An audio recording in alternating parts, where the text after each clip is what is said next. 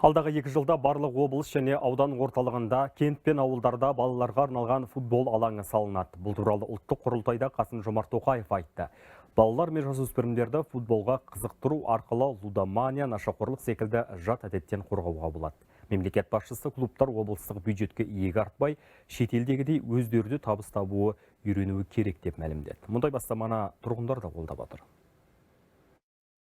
Спорттық нысандар әрбір ауылдарда керек деп ойлаймын. Сонда ғалымдар да айтып жатыр, қазіргі таңда балалар әлі жуаз болып өсіп жатыр деп. Сондықтан да осы балаларды бір шынықтыру мақсатында, ой өрісін дамыту мақсатында спорт нысандар керек шығар деп өзім қолдаймын осы жобаны.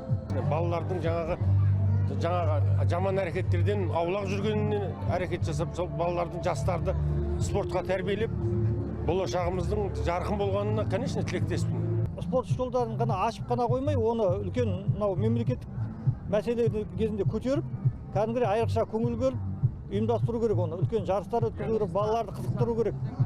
Әйтпесе ашып қойып, ол спорт жаңағы босқа тұрмау керек.